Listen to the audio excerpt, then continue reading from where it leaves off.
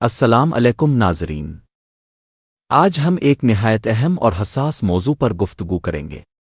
موضوع ہے دوسری شادی اور اس کے متعلق پاکستانی قانون کیا کہتا ہے۔ یہ مسئلہ ہمارے معاشرے میں اکثر تنازعات اور گھریلو جھگڑوں کا باعث بنتا ہے۔ بہت سے لوگ یہ سمجھتے ہیں کہ اسلام نے مرد کو 4 شادیوں کی اجازت دی ہے، اس لیے کوئی قانونی رکاوٹ نہیں ہونی چاہیے، لیکن حقیقت یہ ہے کہ پاکستان میں اس حوالے سے باقاعدہ قانون موجود ہے جو اس عمل کو ایک طریقہ کار کے ساتھ مشروط کرتا ہے۔ اسلامی تعلیمات میں مرد کو 4 شادیوں کی اجازت دی گئی ہے، لیکن اس کے ساتھ شرط بھی رکھی گئی ہے کہ وہ انصاف قائم کرے۔ قرآن مجید میں واضح حکم موجود ہے کہ اگر انصاف نہ کر سکو تو ایک پر اکتفا کرو۔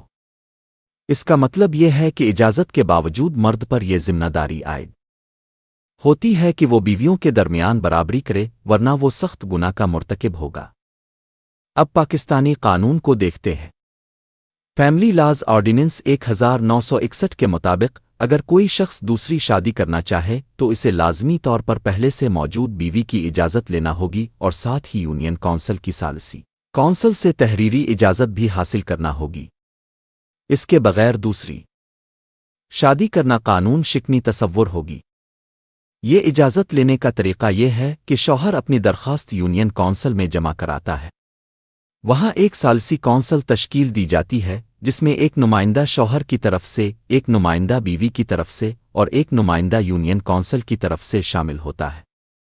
یہ کونسل معاملہ سنتی ہے اور یہ دیکھتی ہے کہ دوسری شادی کے لیے وجوہات معقول ہیں یا نہیں۔ اگر کونسل مطمئن ہو تو اجازت نامہ جاری کر دیا جاتا ہے۔ اگر کوئی شخص اس طریقہ کار پر عمل نہ کرے اور بغیر اجازت دوسری شادی کرے تو اس کے خلاف قانونی کارروائی ہو سکتی ہے۔ قانون کے مطابق ایسی صورت میں اسے سزا دی جا سکتی ہے جو 1 سال تک قید اور جرمانہ دونوں ہو سکتے ہیں۔ ساتھ ہی پہلی بیوی عدالت میں دعویٰ دائر کر سکتی ہے اور اپنے حقوق کا تحفظ کر سکتی ہے۔ یہاں یہ بات سمجھنا ضروری ہے کہ قانون دوسری شادی پر مکمل پابندی نہیں لگاتا، بلکہ اسے ایک طریقہ کار کے ساتھ باندھتا ہے تاکہ خواتین کے حقوق محفوظ رہیں اور خاندان میں ناانصافی نہ ہو۔ اگر اجازت کے ساتھ شادی کی جائے تو وہ درست تصور ہوتی ہے، لیکن اگر قانون کو نظر انداز کیا جائے تو اس کے نتائج سنگین ہو سکتے ہیں۔ کئی لوگ یہ اعتراض کرتے ہیں کہ جب اسلام نے اجازت دی ہے تو پھر ریاست کیوں رکاوٹ ڈالتی ہے؟ اس کا جواب یہ ہے کہ ریاست نے یہ قوانین عورت کے حقوق کی حفاظت کے لیے بنائے ہیں۔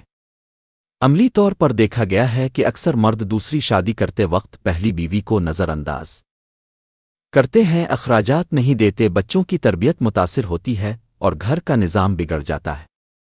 اسی لیے قانون نے ایک فلٹر رکھا ہے تاکہ کسی بھی نئی شادی سے پہلے موجودہ بیوی کے حقوق محفوظ رہیں۔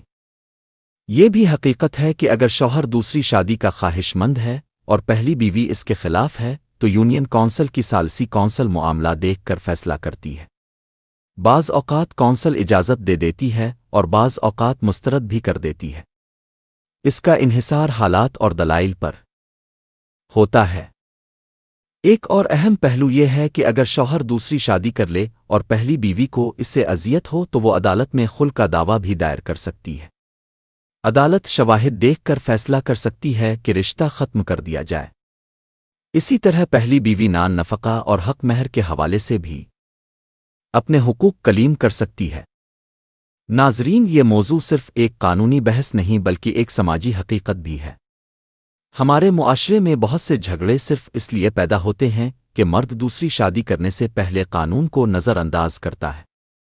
نتیجہ یہ نکلتا ہے کہ خاندان ٹوٹ پھوٹ کا شکار ہو جاتا ہے، بچوں کی زندگی متاثر ہوتی ہے، عورت ذہنی دباؤ کا شکار ہوتی ہے اور عدالتوں میں برسوں مقدمے چلتے رہتے ہیں۔ لہٰذا اگر کوئی شخص دوسری شادی کا خواہش مند ہے تو سب سے پہلے اسے یہ سمجھنا ہوگا کہ یہ قدم بڑی ذمہ داری ہے۔ یہ صرف جذباتی فیصلہ نہیں بلکہ ایک ایسا عمل ہے جس کے ساتھ انصاف، برداشت اور قانونی تقاضے جڑے ہیں۔ اسلام نے بھی یہی کہا ہے کہ انصاف نہ کر سکو تو ایک ہی پر اکتفا کرو۔ قانون نے بھی یہی کہا ہے کہ اجازت لیے بغیر آگے نہ بڑھو۔ آخر میں یہی کہا جا سکتا ہے کہ دوسری شادی کے معاملے میں سب سے اہم بات انصاف اور قانون کی پابندی ہے۔ جو شخص انصاف کے اصولوں پر عمل کرے گا وہ معاشرے میں عزت حاصل کرے گا اور جس نے قانون کو توڑا وہ عدالت کے کٹہرے میں کھڑا ہوگا۔